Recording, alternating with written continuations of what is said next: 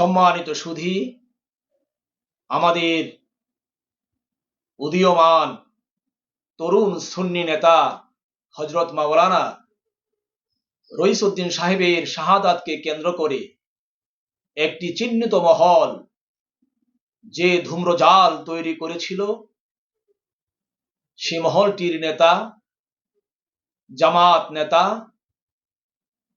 জনাব শাহজাহান চৌধুরী সাহেব, সাবেক সংসদ সদস্য, তিনি তার ভুল বুঝতে পেরে অনুতপ্ত হয়ে সকলের কাছে নিজের দোষ স্বীকার করলেন, দুঃখ প্রকাশ করলেন। আসসালামু আলাইকুম ওয়া রাহমাতুল্লাহ। নাহমাদুহু ওয়া নুসাল্লি আলা রাসূলিল কারীম। সম্মানিত দেশবাসী, ভাই সব,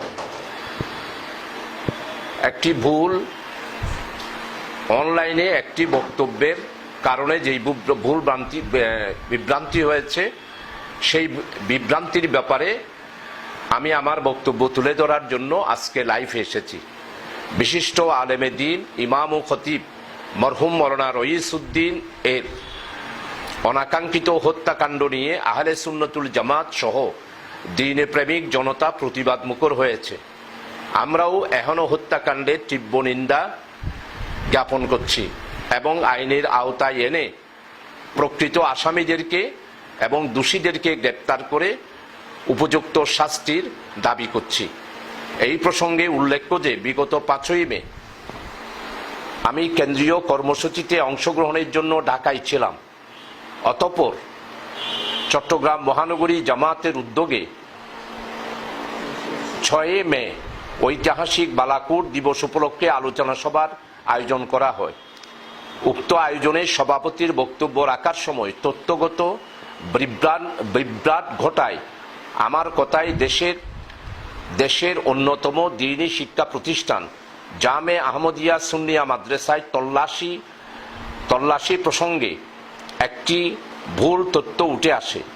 এই ভুল তথ্যের জন্য আমি আন্তরিকভাবে দুঃখ প্রকাশ করছি। আমি আশা করি এই সমস্ত ভুল ভ্রান্তি ভুলে গিয়ে ইসলামী শক্তির ঐক্য গড়ে তুলে আমরা একটি সৌহার্দ্যপূর্ণ পরিবেশ গড়ে তুলব ইনশাআল্লাহ।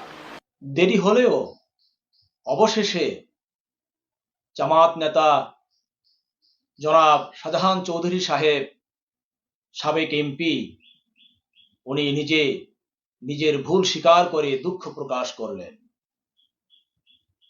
আমাদের আহলে সুন্নাত ওয়াল জামাতের উদীয়মান তরুণ সুন্নি নেতা, ইমাম ও খতিব হযরত মাওলানা রইসউদ্দিন রাহিমাহুল্লাহকে লামাযহাবী তথা আহলে হাদিসরা নির্মমভাবে হত্যা করেছে এবং পরবর্তীতে এই ঘটনাকে কেন্দ্র করে সরকার যেন কোনো মামলা গ্রহণ না করে, এজন্যে ওই লামাযহাবী আহলে হাদিসদেরকে একটি চিহ্নিত রাজনৈতিক মহল মদদ জুগিয়েছে, তাদেরকে সাহায্য সহযোগিতা করেছে। তাদের এই যোগ সাজশে সরকার মামলা গ্রহণ করতে দ্বিধা করেছে, মামলা গ্রহণ করতে বিলম্ব করেছে। দেরি হলেও সরকার মামলা নিয়েছে।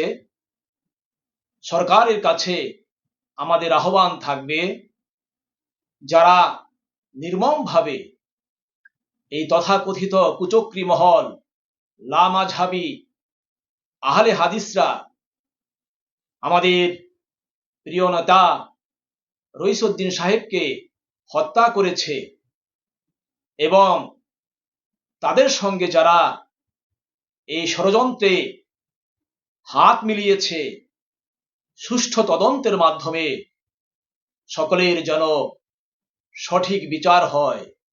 সরকারের কাছে আমরা এই হত্যাকারীদের এবং তাদের সহযোগীদের ফাঁসি কামনা করছি। আর হযরত মাওলানা রইসউদ্দিন সাহেবের পরিবারবর্গের দায়িত্ব নিতে সরকারকে আহ্বান জানাচ্ছি।